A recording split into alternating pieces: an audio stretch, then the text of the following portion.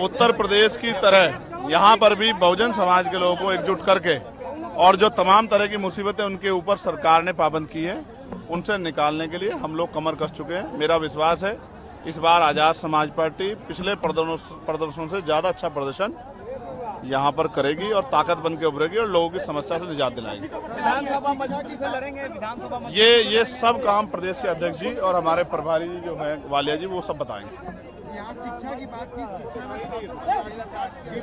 में मुझे बहुत दुख के साथ कहना है कि बीपीएससी के बच्चों के साथ उनका जो विरोध था नॉर्मलाइजेशन को लेकर, पहले उत्तर प्रदेश में ये हुआ इलाहाबाद में, पहले वहां की सरकार ने किया, उनकी कॉपी यहाँ की सरकार ने की और जिस तरह से बीपीएससी के बच्चों पे जो है लाठीचार्ज करने का काम किया, ये सरकार की कायरता है। वो नौजवान को तोड़कर, नौजवान को डरा के प्रदेश नहीं आगे बढ़ा सकता। नौजवान प्रदेश की रीढ़ है। इसी नौजवान को इस प्रदेश का भविष्य बनकर कल जो है इस प्रदेश की सेवा करनी है। उस बीपीएससी के बच्चे को, उस अभ्यर्थी को पीटकर सरकार ने अपराध किया है।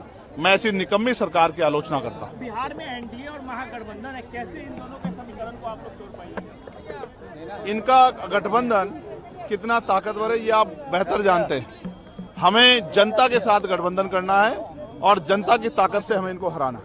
ममता जी ने कहा है कि मैं इंडिया ब्लॉक को लीड कर सकती हूँ अगर कांग्रेस नहीं लीड करेगा। एमपी आप ये उनके घर का मामला, मैं उस पर कुछ कहना चाहता। साथियों, मैंने बहुत सारी समस्या आपकी सुनी, वक्ताओं के माध्यम से मंच पे मैंने बहुत सारी समस्याओं को जाना और एक बहुत बड़ी संख्या यहाँ माताओं बहनों की भी है जो बड़े लंबे समय से जिम्मेदारी से इस मंच की तरफ देख रही हैं। बहुत बड़ी संख्या में नौजवान और जिम्मेदार लोग भी पहुंचे हैं। हालांकि आप भी जानते हैं कि पहले ये रैली 1 तारीख को होनी थी, लेकिन प्रशासन और सरकार द्वारा परमिशन नहीं दी गई और 1 तारीख के कार्यक्रम को आगे बढ़ा के 8 तारीख को करना पड़ा।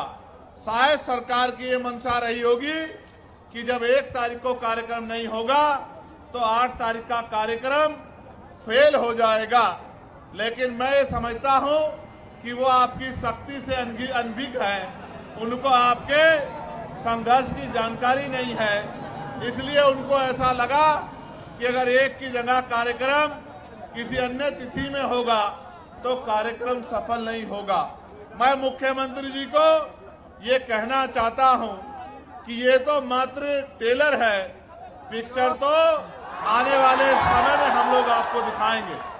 सम्मानित साथियों, ये देश 15 अगस्त 1947 को आजाद हुआ है। 14 अगस्त 1947 को हम लोग इस देश में ब्रिटिश हुकूमत के अधीन थे। ब्रिटिश हुकूमत के अधीन होने के कारण इस देश में बहुत सारे हक अधिकार हक वंचित समाज के लोगों को नहीं थे। यहाँ तक कि इस देश में सदियों से चली आ रही कुप्रथाएं भी थी, जिनमें विधवा विवाह न होना, बाल विवाह होना, महिलाओं को सती प्रथा जैसी कुरीतियों का सामना करना और भी ऐसी बहुत सारी कुरीतियां और प्रतिबंध लगा के हक वंचित समाज के लोगों को गरीबी, बेबसी, लाचारी और जुल्म जाति का जीवन जीने के लिए मजबूर किया गया था।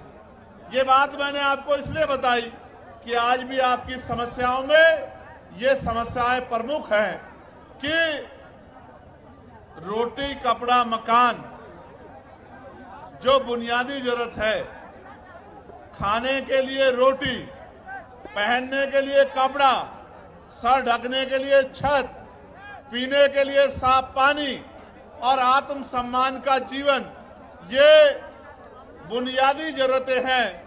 75 साल की आजादी के बाद भी आज तक सरकारें अंतिम व्यक्ति को रोटी, कपड़ा, मकान, अच्छे कपड़े और पीने के लिए पानी की व्यवस्था कराने में कामयाब नहीं हो पाई। ये इस लोकतंत्र का सबसे बड़ा फेलियर है।